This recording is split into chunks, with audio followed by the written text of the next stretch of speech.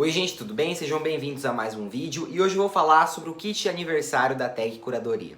E como eu tô gravando esse vídeo relativamente cedo, e pode ser que muitos associados ainda não tenham recebido o kit, então por isso que eu não falei de imediato qual que é o nome do livro, mas agora eu vou ter que mostrar. Então se você ainda não recebeu o seu kit e não quer levar spoiler do nome, da edição e tudo mais, saia do meu canal o quanto antes, tá? Vaza, depois você volta, depois que você receber o seu kit, ou depois que você quiser, né? Quando você se sentir confortável, você volta.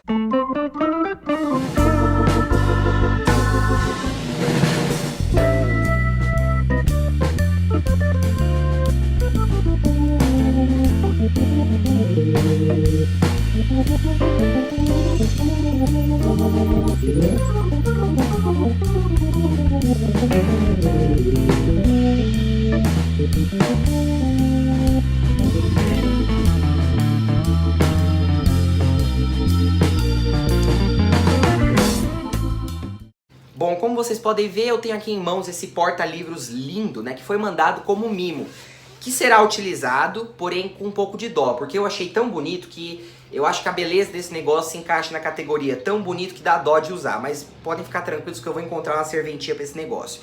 E o livro é esse aqui, do nosso saudoso Haruki Murakami, Sul da Fronteira, Oeste do Sol. Gente, esse livro é extremamente especial e bonito. Eu acho que foi a melhor escolha que eles fizeram para o aniversário de 6 anos da Tag, né? E agora eu vou ter que pedir desculpas pro Retorno a Brideshead, né, que até então era o meu livro favorito da Tag, porque esse aqui se tornou o meu favorito da Tag. Eu não esperava que eu fosse gostar tanto desse livro, e até agora eu não sei dizer por que eu gostei tanto assim dele. Mas eu já vou tentar explicar, tá? Primeiramente eu quero fazer uma pausa para que vocês contemplem esta belíssima edição. A revista deles ficou bonita, né? Só que eu acho que o que ganha a gente, né, é o livro mesmo, é a edição do livro. De início eu não gostei muito dessa capa, mas depois eu vi que ela tinha muito a ver com história e que tanto a capa como a contracapa, como as ilustrações do miolo do livro, do início, do fim, o livro todo tá ilustrado de maneira que eu acho que complementa a experiência, eu acho que captou muito bem a essência do livro, que é bastante onírica, que é um pouco etérea. E, se vocês me permitem dizer, pisa ali um pouquinho no realismo mágico, embora essa aqui seja a obra mais realista do Murakami junto com o Norwegian Wood, tá? As ilustrações eu vou ter que elogiar, gente, eu vou ter que mostrar várias pra vocês. Foram feitas pela Sabrina Gevaerd, eu não sei se estou pronunciando corretamente o nome dela, mas seja como for, que ilustradora, viu? Gente, que livro lindo que ficou esse aqui. E como eu estava dizendo, esse aqui é um livro que difere dos outros do Murakami, por ser realista, né? O tradicional nas obras dele é que apareçam elementos bizarros e malucos, só que fazem sentido para a história e tudo mais, são metáforas, analogias, símbolos. O Murakami lida bastante com isso. E nesse livro aqui, a abordagem vai ser um pouco diferente. Como eu disse para vocês, eu acredito que existe sim uma certa dose de realismo mágico, mas é 1 miligrama só, é bem pouco mesmo. E eu acho que esse tom, essa atmosfera toda que eu tô falando, é conferida ao livro pela escrita do autor, pelo estilo dele mesmo, e não pelos elementos da história. Que também ali fazem sua contribuição, né, pra eu caracterizar o livro como realismo fantástico, mas enfim, já vamos chegar lá, né. A história do livro é besta, se você for pensar, é quase boba, né. Só que não, porque a maneira com que ele conta a história fica sensacional, fica maravilhoso de acompanhar. Eu, pelo menos, li esse livro aqui em 5 horas. Eu não tô brincando. Eu comecei a ler ele de noite e eu terminei na mesma noite. Foi ontem, no caso, né? E foi uma experiência incrível, porque eu não queria parar de ler, eu não larguei esse livro, de verdade. Eu comecei a ler ele, eu li um capítulo, né? Aí eu fui lendo os outros. Sabe aquele tipo de livro que você vai lendo querendo saber o que vai acontecer? Mesmo que não hajam muitos indícios de que vão acontecer alguma coisa. Mas você fica lendo o tempo todo pra saber como aquilo vai terminar. Pra ler, só pra você saber mais da vida do narrador, que se chama Hajime. E eu não sei se é Hajime ou Hajime, enfim, não sou muito bom no japonês. Ele vai ser o narrador da história. E ele vai começar contando desde a época que ele é criança. E vai parar lá quando ele tem uns 38 anos, quase 40. Quando ele é criança, ele fez uma amiga, que foi a grande amiga da vida dele, que é a Shimamoto. E esse é o sobrenome dela. O nome dela a gente nunca vai ficar sabendo de verdade, né? E eles se aproximaram muito porque ambos eram filhos únicos, em um lugar onde o comum era que os pais tivessem 3, 4 filhos, né? Ele até fala no começo do livro, quando não eram 2 filhos, eram 3. E quando não eram 3, eram 2, sabe? O comum era vários filhos e eles não tinham irmãos, né? E eles se aproximaram, ficaram amigos, um ia na casa do outro e tudo mais. Só que ele se mudou e tudo mais, se afastou dela. E aí ele conta pra gente como foi a vida dele a seguir, né? Como foi depois disso. Primeira namorada, primeira vez dele, primeiro emprego, primeira vez que casou. No caso, só teve uma vez que ele casou, né? E as filhas dele e tudo mais. Ele vai contando como foi andando a vida dele. E como a Shimamoto teve uma presença, né? Ela pairou sobre a vida dele o tempo todo. Então, por mais que ela não tivesse ali fisicamente do lado dele, o tempo todo ele lembrava dela, porque ela foi o grande amor da vida dele. Esse aqui é um livro romântico, tá? E eu acredito realmente que ele seja um romance.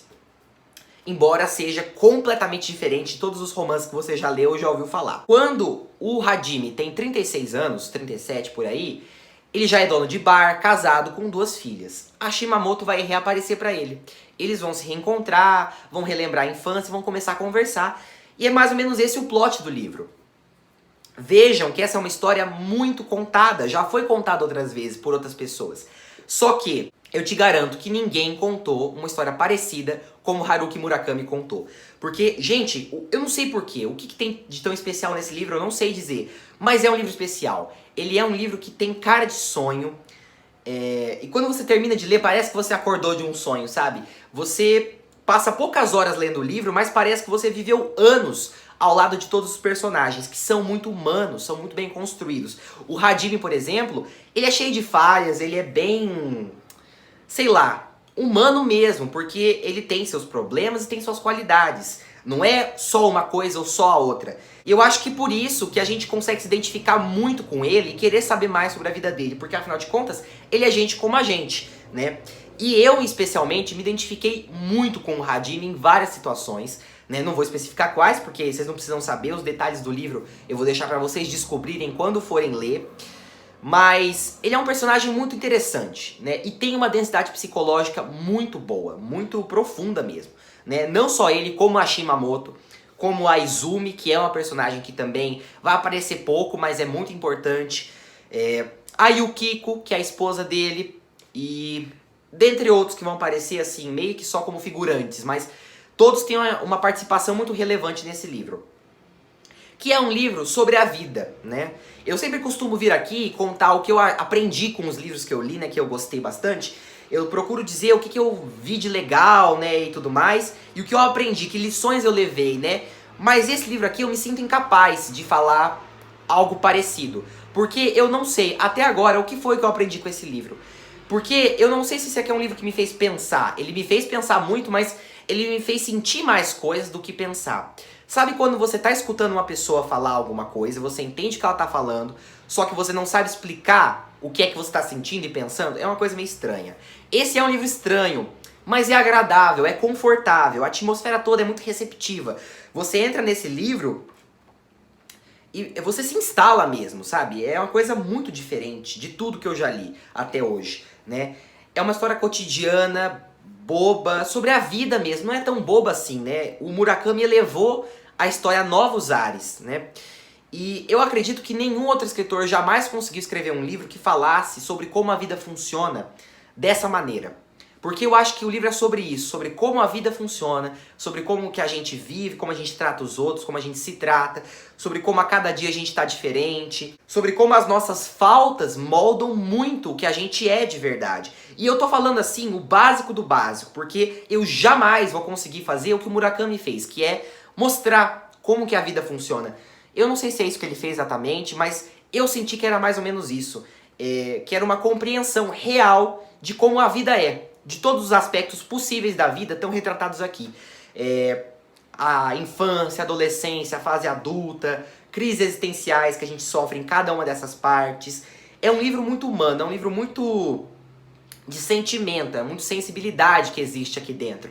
Então, eu gosto muito de livros assim. Pode ser que você não goste, mas eu gosto muito de livros com essa pegada, sabe? E eu acho, justamente por isso que ele é especial, porque ninguém fez nada parecido. Eu nunca vi alguém ser tão compreensivo, alguém saber ler as pessoas como Murakami sabe fazer. Inclusive, ele vai até falar isso em algum momento, né? Alguém vai falar isso pro protagonista, né? Você sabe ler as pessoas. E é verdade, porque através da vida dele a gente consegue espelhar muito a nossa. É um livro tão profundo e tão fácil de ler, é uma combinação esquisita. Porque apesar de ser muito profundo, você embarca em mil reflexões. Só que você lê esse livro aqui em poucas horas. Eu não sei como ele conseguiu fazer isso. Eu duvido que alguém consiga ler esse livro em mais de 3 dias. Porque tudo bem, se você não tiver tempo e tudo mais, aí é compreensível. Mas se você tem tempo livre, não dá pra largar isso aqui. Por alguma razão, você é puxado igual um imã pra dentro da história. E você não sai nunca mais, se você me permite dizer. Porque depois que você lê esse livro, vou falar por mim, tá? Minha experiência. Quando eu acabei de ler, eu fechei o livro, marquei nos lugares Scooby, Goodreads e tudo mais, que eu tinha acabado de ler. E aí, eu fui deitar, fui dormir, que já tava mais tarde, né? E aí eu fui dormir pensando no livro. Gente, eu juro pra vocês, sabe aquele momento que você não sabe se acordou muito bem, se você tá dormindo ainda? Quando você tá naquele estágio entre acordar e dormir, né? Quando eu tava pra acordar, eu já estava pensando neste livro. Eu não tô brincando. E até agora, eu estou pensando no livro ainda, né? Porque sim, é um livro que me marcou muito. E isso acontece muito quando eu leio um livro que eu gostei bastante, quando eu sei que o livro vai ser um favorito. Ele fica bastante tempo comigo depois que eu acabo, sabe? E uma coisa que me deixa muito feliz é saber que eu vou poder ler esse livro aqui várias e várias vezes, eu não vou cansar, porque eu nunca vou conseguir entender ele de fato. E é um livro pro qual eu vou poder sempre voltar e para tentar desvendar as coisas que eu não consegui desvendar da primeira vez. Porque esse livro aqui é cheio de mistério, é muito enigmático. A Shimamoto é uma personagem absurdamente enigmática. Você não fica sabendo quase nada sobre ela quando adulta, exceto uma coisa ou outra, né? E no final das contas você nem sabe... Bom, não posso falar isso pra não dar spoiler, né? Mas pra quem terminou de ler o livro, me digam o que vocês acharam da Shimamoto, né? Da presença dela e da convivência dela com o Hajime. Me diz o que vocês acharam do livro, caso vocês já tenham lido, né? Caso vocês não tenham lido ainda, eu recomendo fortemente que vocês façam isso. Infelizmente essa edição aqui é da Tag, vocês não podem acessar ela de outra forma, senão se tornando assinante da Tag, tá? Se você quiser assinar, eu vou deixar aqui um cupom na tela, que através desse cupom você pode ter 30% de desconto na sua primeira caixa, tá? E aí é o seguinte, você não vai assinar para receber esse livro, você vai receber outro, mas na loja deles você pode adquirir esse livro aqui, tá? Caso você não faça muita questão de ler em português, você pode muito bem ler em inglês, certo? Não é difícil, a linguagem é fácil.